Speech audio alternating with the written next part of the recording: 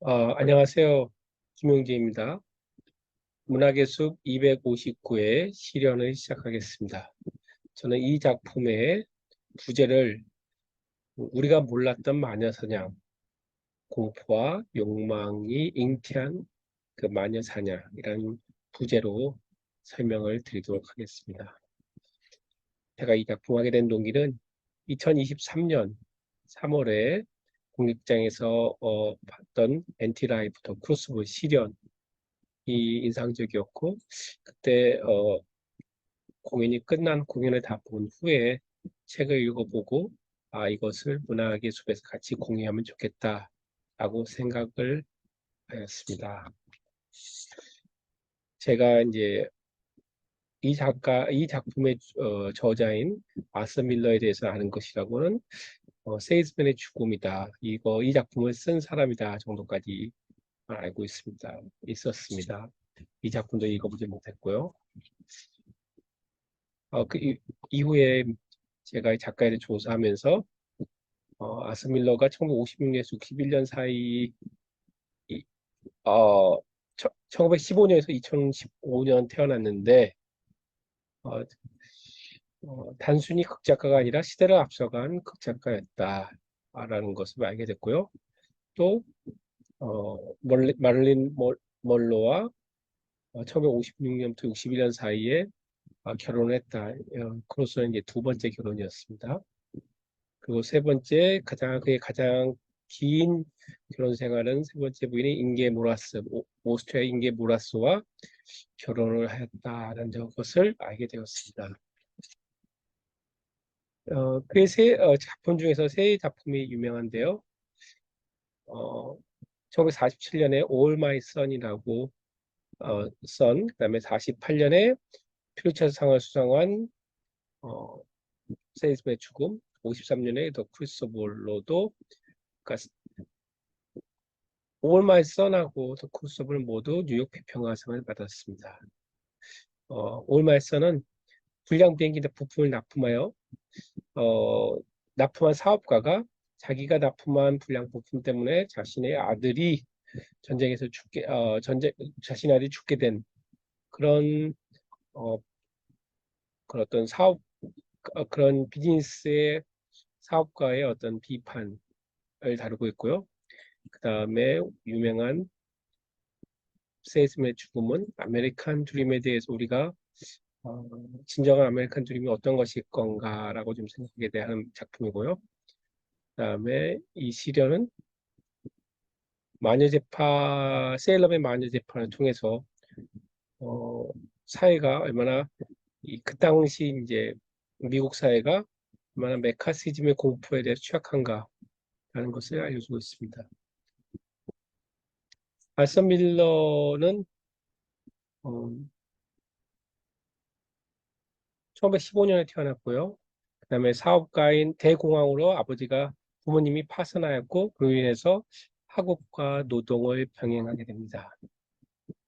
그리고 대학, 대학 재학 중 여러 가지 경험을 하면서 이제 플레이라이트의 길을 갑니다. 그래서 입세기에는 1938년에는 입세기 폭스사로부터 대본 작가로 들어오라라는 영입 제의도 받았지만 거부를 하고 라디오나 드라마를 창작합니다. 그리고 1947년에 모두가 나의 아들이라는 작품으로 뉴욕 비평가상을 수상하고요. 이때 첫 번째 결혼을 합니다. 그리고 다음에 세이즈맨의 죽음을 탈구합니다. 그다음에 당시 이제 미국은 1950년도부터 어, 메카시즘의 광풍이 불었는데요. 미하원 반미활동조사위원회에서 그의 친한 친구가 동료들을 공산주의 활동했다고 밀고를 합니다. 이제 그도 불려나가고요. 불려나가서 동료들 미고하라는 명령을 받지만 그는 거부를 하고 벌금형을 선고받습니다. 이로 인해서 블랙리스트에도 오른데요. 이것이 그로 하여금 시련이라는 작품을 쓰게 된 동기가 되고요. 1956년에 마릴린 먼로가 결혼해서 그다음에 어, 62년에 이혼하게 되고 인계몰아서 결혼하고 2005년에 심장마비로 사망합니다. 그가 동료들 밀고 하지 않겠다는 말을 하면서 한 말이 I could not use the name of another person and bring trouble on him 라는 말을 합니다. 아서 밀러가 생각하는 희곡 아니면 아서 밀러가 생각하는 문학작품 아서 밀러가 생각하는 플레이라이트의 역할이 뭘까요? 아서 밀러는 어, 예술이란 것은 어떤 사회적인 부조리 또는 그런 역사적인 어떤 부조리, 그다음에 그런 것들에 대해서 저항하는 것이라고 얘기합니다. 밀러는 예술이 할 수 있는 일은 바로 그 힘에 저항하는 것을 생각했다. 밀러는 우리 모든 같은 배에 타고 있는 운명 공동체로 생각해서 그리고 다른 어느 장르보다 연극이 상호 의존적인 인간 공동체를 가장 직접적으로 표현할 수 있는 장을 마련해 준다고 생각했습니다. 그래서 밀러가 생각하기에 작가 역할은 우리 사회의 도덕적인 가치를 회복하고 우리가 속한 세계에 대한 책임을 거부하도록 만드는 위압적인 힘과 유혹에 대항하고 그것을 경고하는 그런 선구자 역할을 해야 된다고 생각했습니다. 또한 밀러의 주인공들은 그래서 결함이 많은 인물들이지만 그럼 바로 그 같은 결함이 그 같은 결함을 극복하는 것이 어떤 인간다움의 본질이다. 그리고 그것이 밀러가 생각하는 비극의 주인공, 트라지크 히어로이다라고 생각했습니다. 밀러는 주인공의 개인적인 삶과 그가 속한 사회 속의 문제를 연결지어서 스스로 싸우는 이들의 싸움은 개인의 차원을 넘어서는 더 큰 사회적 문제들과 연결되어 있다라고 생각했습니다.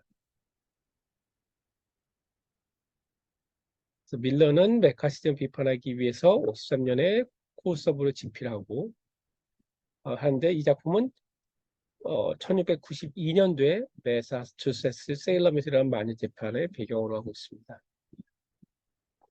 밀러가 생각하기에 이 더 크로스오버에 등장하는 종교 재판이 메카시즘하고 되게 유사하다라고 생각했습니다.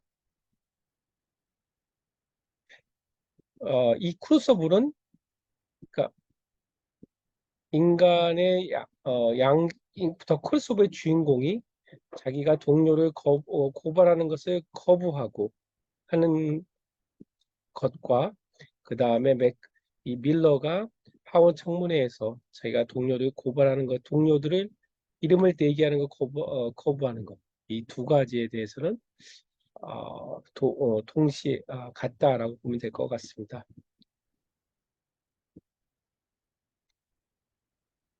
세일럼의 마녀 재판과 메카시즘의 공통점과 차이점을 보면 세일럼의 마녀 재판은 1690년대이고요. 메카시즘은 1950년대입니다. 세일럼의 마녀 재판이 어, 마을, 마을 소녀들이 한밤중 마녀놀이로 밟받는 것에 대한 두려움으로 거짓 폭로한다라는 거고, 이거는 책을 기반으로 얘기하고 있습니다. 메카시즘은 메카시 상원의원이 우리 내부에 공산주의자가 200명 있다라는 그런 폭로 또는 그런 근거 없는 폭로가 기폭제가 되어 어떤 공포를 불러오는 거죠. 그래서 공통점은 이 그러니까 고발자들이 결국은 항상 정이다, 즉 결백하고 피고발자는 죄인이다라는 것을 전제로 하고 있습니다. 그것이 절대적인 진리다. 그리고 고발을 받은 사람은 생존을 위해서 자백을 하고 또 다른 사람을 고발해야지만 되는 그런 구조로 가고 있습니다. 어떻게 진행됐냐면 세일럼의 단지판은 무고한 폭로가 계속 이어지고 그리고 그 공동체에서 존경받는 사람들도 재판에 넘겨지고 사형을 당하면서 사람들이 이건 아닌 것 같다라고 하면서 그런 비판이 일어나고 다른 지역에서 그런 마녀 재판이 더 이상 하지 않는다라는 것들을 들으면서 소멸되었고요. 그다음에 메카시즘도 메카시가 무고한 폭로를 계속하는 가운데 그 당시 신뢰가 아주 높았던 군에 대해서까지 공산주의자가 있다라고 폭로를 하면서 이것이 언론 및 정치권으로부터 이제 비난을 받게 되고 본격적으로 이제 메카시에 대한 검증이 들어가면서 또 사라지게 됩니다. 세일럼의 마녀 재판은 이제 요 마녀 재판의 기폭제였던 에비게일이 도망가고 헬슨 목사가 거기에 대해서 어, 프록터가 자기 자신을 고발하는, 그러니까 다른 사람을 고발하는 것을 거부하면서 결국은 사람들이 이건 잘못되었다라는 것을 느끼게 됩니다. 마녀사냥은 왜 시작되었을까요? 마녀사냥은 먼저 마녀사냥이 생기는 계기를 보면 먼저 교회 권위를 부정한 단체에 대해서 처벌할 수 있도록 종교재판소가 만들어집니다. 그리고 그 처벌 대상에 마녀도 포함됩니다. 이것이 1318년이었고요. 14세기에는 흑사병이나 또는 기후변화로 큰 기근이 들어서 사람들이 많이 죽습니다. 이에 따라서 종말론의 공포가 일어나고 그리고 어, 많은 사람이 죽으니까 이거는 악마 때문이다. 그래서 악마 결탁한 사람에 대한 증오감이 일어나고 교황이 여기에 맞춰서 마녀, 위치를 이단으로 인정하게 됩니다. 이게 1484년이고요. 그리고 지역의 해당 종교 재판관이 이제 범죄를 교정하고 투학하고 처벌할 수 있는 권한을 지역의 해당 종교 재판관에게 부여합니다. 그 1486년에는 말레우스 말레 피카움이라는 책이 발간되는데 이 책은 퀼른 대학이라는 대학이 학문적으로 이것을 근거를 제공하고 국가적으로 신성 로마 제국 황제가 공인한 책이고 그다음에 종교적으로도 그것들을 교황이 공인한 즉 학문과 국가와 종교로부터 권위를 인정받는 마녀 종합서로 인정받고요. 이 책이 모든 마녀 사냥의 근거가 됩니다. 이 책에는 마녀가 어떻게 모이고 어떤 행동을 하고 그런 것들이 잘 나와 있다고. 마녀 재판은 이제 고발이 되면 종교재판소에서 마녀를 체포하고 마녀는 신문을 받습니다. 그래서 악마를 믿느냐라고 했고 자기가 악마라고 물론 안 하겠지만 고백을 하면 화형을 하고 고백을 하지 않으면 자백을 얻어내기까지 고문을 합니다. 그리고 마녀의 재산은 이 고발자들 또는 재판관들이 서로 나눠가게 됩니다. 마녀사냥은 12, 13세기에는 프랑스에 시작해서 전 유럽으로 확산된 게 15세기, 17세기에는 미대륙, 뉴 잉글랜드까지 퍼지게 됩니다. 그래서 이 사건의 배경이 되는 매사추세츠 세일럼이 1690년대. 보스턴의 세일럼은 이 작품은 보스턴 세일럼의 마녀 사냥이라는 실제 사건을 베이스로 합니다. 실제 사건과 이 작품은 이제 조금 차이는 있는데 보스턴 세일럼에서 마녀 사냥이 벌어진 이유는 어떤 세일럼 지역의 도심 지역과 시골 지역이 서로 빈부격차가 나면서 재산권 분쟁이 일어나고요. 그다음에 그 당시 신대륙을 왔던 사람들이 청교도들의 어떤 이념적인 성향들이 좀 더 근본적이었다. 그래서 이 당시 이들은 세일럼 자녀들에게 엄격한 양육하면서 그 중에 또 소녀들은 교육을 하지 않았습니다. 세일럼에서 당시 재판받은 인원을 보면 이제 여성이 110명, 남성이 24명, 그리고 여성이 압도적으로 많은 것을 알고 있는데요. 이것은 당시 여성들이 어떻게 여성들에 대해서 생각하는지를 보여주고 있습니다. 작가는 밀러는 이 작품의 서막에서 길게 어떤 보스턴 세일럼의 사람들의 특징, 그 세일럼의 특징에 대해서 얘기합니다. 세일럼에서는 어떤 쾌락을 즐기는 것이 죄악시됩니다. 그래서 소설책이 있더라도 그걸 읽는 것은 용납되지 않았을 것이다. 그들의 생활 신조는 극장을 비롯해서 헛된 향락이라 할 만한 어떠한 것도 용납하지 않았다. 그들은 심지어 성탄절에도 즐기지 않았다. 물론 그렇다고 뭐 완전히 경건한 건 아니고 그 어떤 어, 선수직 같은 분출은 있었던 거죠. 그리고 2인조 순찰조가 하나님을 경배하는 시간에 어, 참여하지 않고 예배당 혹은 인근의 특별한 집이나 밭에서 일을 하고 있으면, 그러니까 주일에 일하고 있으면 그것들을 수색해서 이름을 적어서 응물 처벌을 받게 했다라고 합니다. 이 희곡이 실제 사건을 기반으로 하고 있지만 다른 점은 존 프록터와 엘리자베스 프록터가 들이 실제 인물이지만 이제 마녀 사정을 고발만 당했지 재판에 넘겨지지 않았다.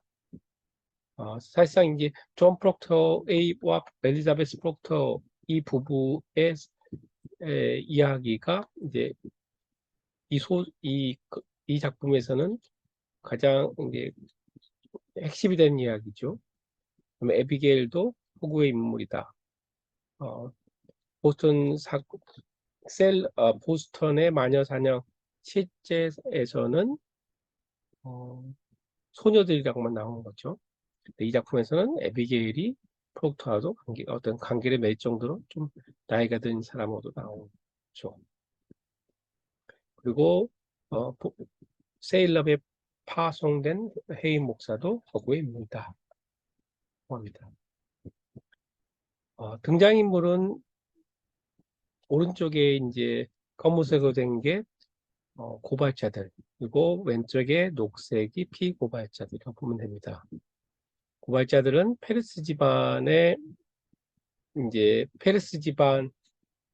페르스 목사 중심으로 해서 있고요.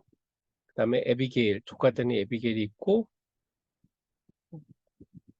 그 다음에 딸인 베티 페리스가 있습니다.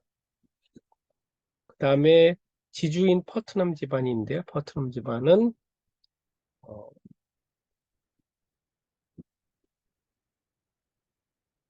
딸과 하녀가 있고, 이들은 이제 어떤 재산을 가지고 있고, 그 집안에서 그러니까 목사의 자신들이 어떤 영향력을 미치는 것들을 되게 당연시 여기고, 자기들의 영향력이 제대로 미쳐지지 않을 때는 거기에 대해서는 되게 분노를 하는 그런 사람들입니다.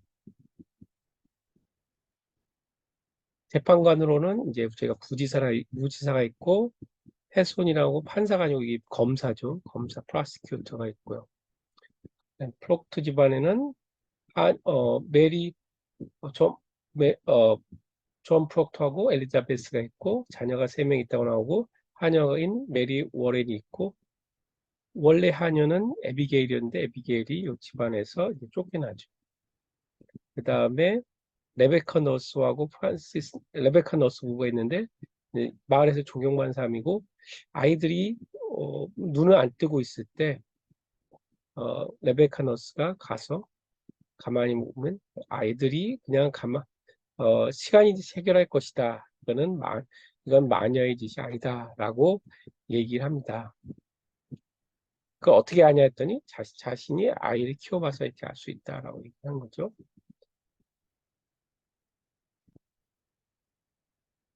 작품에 등장하는 인물에 대해서 살펴보면 전부 다 어느 정도의 위선과 성격적 결합이 있다라는 것을 알 수 있고요. 페리스 목사는 자신의 딸이 어떤 마녀 놀이로 참여하는 것을 알고 있지만 그것이 사람들한테 알려지면 비난받을 것이 두려워합니다. 그리고 마침 티투바나 에비게일에 의해서 마녀 사장이 본격적으로 고발이 되고 하자 이것들을 자신의 세력을 넓힐 수 있는 그런 기회로 활용합니다. 하일 목사는 마녀 사냥에 대해서 조사하기 위해서 파송되지만 이 사람은 등장할 때부터 책을 가지고 등장합니다. 그 말은 자신의 지식에 대해서 뭔가 자부심을 가지고 있다라는 것을 알 수 있죠. 이 헤이 목사는 자신의 지식을 절대 선으로 여기고 마녀에 대한 자신의 생각이 옳다라고 얘기를 합니다. 하지만 나중에는 프록터에게 자신의 생명을 지키기 위해서 거짓 증언해야 된다라고 얘기를 합니다. 에비게일은 불륜으로 이루지 못한 사랑, 그러니까 프록터하고 불륜으로 이루지 못한 사랑에 대해서 좀 집착이 있고 이로 인해서 엘리자베스를 고발하게 됩니다. 그리고 재판에서도 자신의 죄가 밝혀진 게 두려워 재판정 내에서도 많은 순종을 하게 됩니다. 퍼트넘은 만인 재판을 통해 자신의 사적 이익을 취하는 사람, 욕망의 인물로 그려지고요. 토지에 대한 사적 소망, 그다음에 퍼트넘 부인이 이제 또 부인이 레베카 부인에 대해서 또 이제 그런 질투, 시기 그런 것들이 마녀 사냥을 불러옵니다. 그래서 사적 이익에 방해가 되거나 자신의 목적에 장애가 되는 사람들을 마녀 사냥하기로 제거합니다. 덴포스 부지사는 자신의 명예를 지키기 위해서 하는 신문에 대해서 어떤 궤변적인 신문으로 자백을 강요합니다. 그리고 탄원서를 낸 100여 명의 사람들에서 영장을 발부하기도 하고 자신이 옳은 일에 대해서 확신하고 그렇게 마녀 재판에서 무자비한 선고도 합니다. 프록토는 교회나 목사에 대한 절대적인 권위를 인정하지 않고 목사가 예를 들어서 페레스 목사가 금촉대를 원하는 것에 대해서 강한 거부감을 보입니다. 그러면서 교회에 대해서는 목사님이 말씀은 은혜를 받지 못하겠다. 그래서 교회 나가지도 않고 그런 어떻게 보면 현대적인 사람이라고 볼 수 있겠죠. 불륜이라는 개인적인 결함에도 불구하고 자기가 어떤 살고 싶었지만 그렇지만 다른 사람을 무고하게 고발하지는 않습니다. 작품의 내용은 4개의 막으로 되어 있고 1막은 페레스 목사 집에서 의식불명 상태인 페레스 목사 딸과 그 이유를 둘러싼 논쟁이 이루어지고 있고요. 2부 프록토 집에서는 프록토의 아내인 엘리자베스가 에비게일에 의해서 고발당하는 내용이 주고요. 3막에서는 재판장에서 프록토가 프록토가 자신의 무죄를 증명하려고 합니다. 그리고 마침내 자기가 부적절한 관계에 맺었다라고까지 폭로하지만 결국은 그것이 받아들여지지 않습니다. 사막에서는 프록토에게 자신이 목숨을 프록토가 자신을 자백해서 목숨을 지키고자 했으나 결국은 다른 사람을 고발해야 되고 자신의 이름이 교회당 안에 걸려지는 것에 대해서 제가 그렇게 할 수 없다라고 하면서 죽음을 받아들이면서 이 연극은 끝이 납니다. 이 세일럼의 마녀 재판에 왜 일어났는지를 알 수 있는 것을 아서 밀러는 작품의 서막에다가 배치하였습니다. 그는 이웃에게 품어온 오랜 증오심은 이제 공공연히 드러낼 수 있게 되었고 성경이 자비를 가르치면서 불구하고 복수를 할 수 있게 되었다. 토지 경계선과 거래 둘러싼 끝없는 말다툼으로 표출되던 땅 욕심은 이제 도덕적인 영역으로 승격되었다. 즉 이웃을 마녀라고 모함할 수 있었고 게다가 덤으로 정의감도 맛볼 수 있었다. 해묵은 원하는 하느님과 악마의 대결이라는 천상의 차원에서 결론 지을 수 있게 되었다. 라고 얘기하면서 마녀사냥이 그런 어떤 증오심을 해결하는 방편, 그 다음에 욕망을 해결하는 방편으로 활용되었다라고 얘기하고 있습니다. 이 작품을 읽다 보면은 바베이더스 섬 출신 노예, 즉 페르스 목사의 노예인 티투바가 제일 먼저 유색이면서 이 중에 차별을 받는 것으로 나옵니다.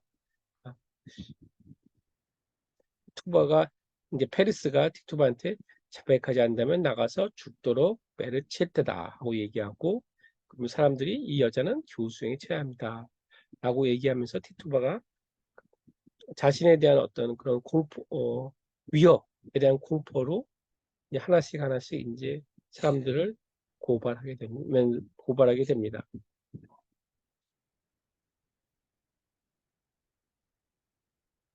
프록토는 마녀사냥이 결국은 마녀사냥에서 고소한 사람들이 이 절대적인 진리인 것처럼 여겨지는 것에 대해서 반발합니다.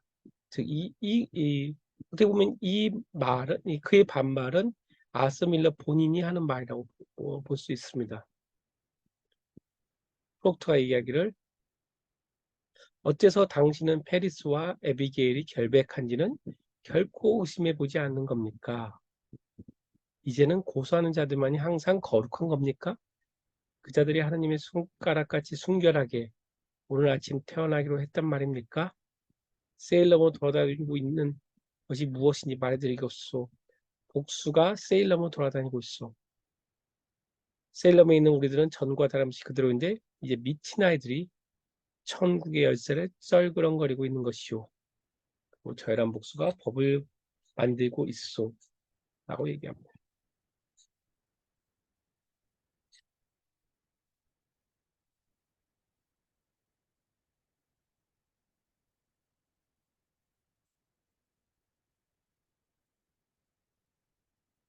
작품을 읽다 보면은 이 작품은 어떤 집단적인 두려움, 히스테리가 퍼져서 광기가 되는 것을 보여주고 있는데요. 그런 사례들이 되게 많이 있습니다.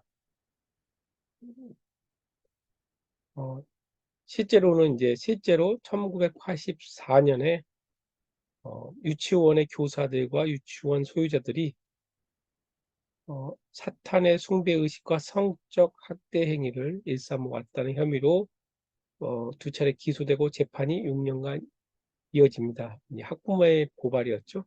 하지만 이 결론은 그 사람들이 다 무죄였다라고 결론은 나지만 결국은 이것도 학부모들이 어떤 집단적인 광기 또는 두려움이 마치 사실인 것처럼 생각하게 돼서 만들어진 게 아닌가라는 생각이 듭니다. 그래서 마녀재판 초기에 보면 산파 등 여성들이 마녀들로 오인되어 많이 죽습니다. 셀럼의 마녀사냥에서는 죽은 자 가운데 총 19명의 희생자 가운데 여성이 14명이라고 얘기합니다. 그리고 2000년부터 현재까지 최소 2만 명의 여성이 마녀로 몰려 살해당한 것으로 추정되고 있습니다. 카톨릭에서는 이 마녀 재판에 대해서 2015년 교황 베네딕토 16세가 기독교 이름으로 자행했던 폭력에 대하여 사과한다 라고 얘기했습니다. 이 작품을 읽다 보면은 같은 배경인 매사추세츠 청교도 같은 배경인 좋은 글자가 생각이 납니다. 좋은 글자도 결국은 청교도에서의 딤스데일 목사와 어떤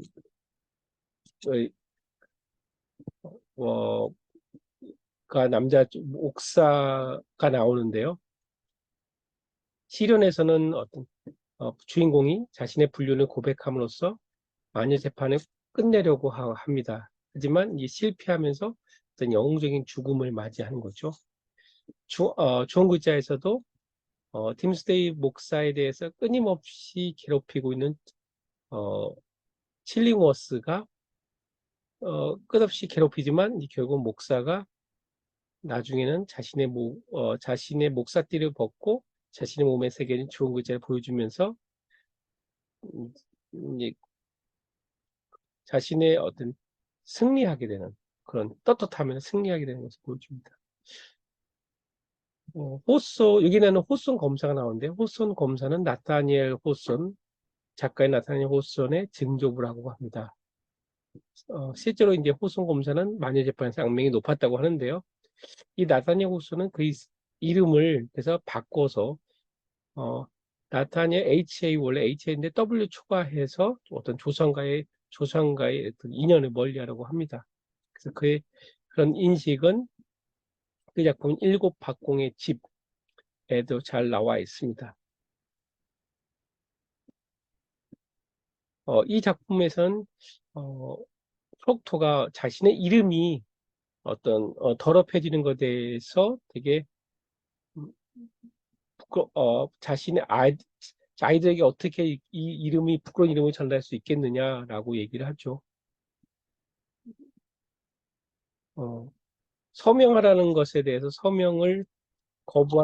서명을 거부하는지 거부하니까 물어봅니다. 왜 거부하냐라는 것에 대해서 프록토는 그것이 내 이름이기 때문입니다. 내 평생 또 다른 이름은 가질 수 없기 때문입니다.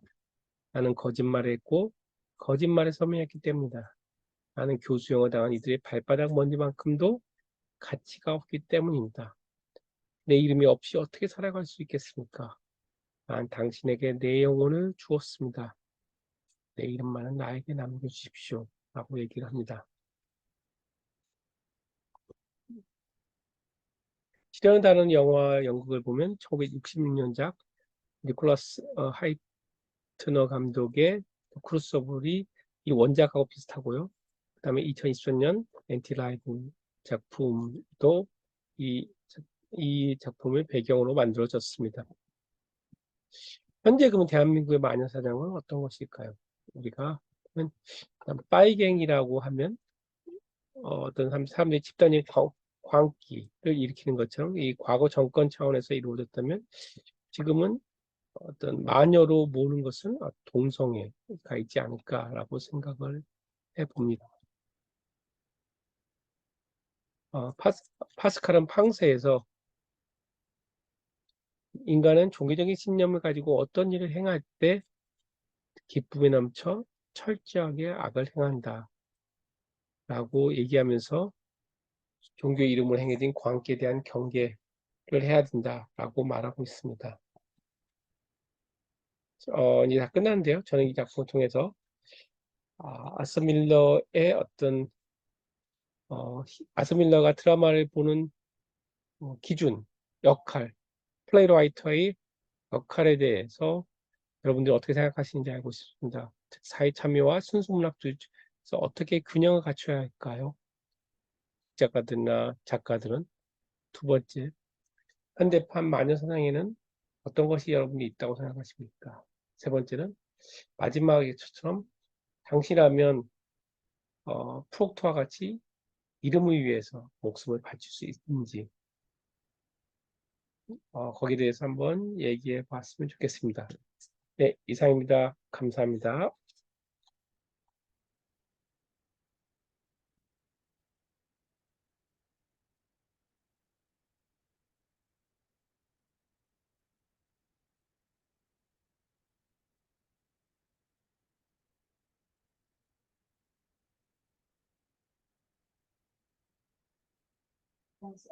기록 중지로 오는 거야? 기록 중지? 기록 중지?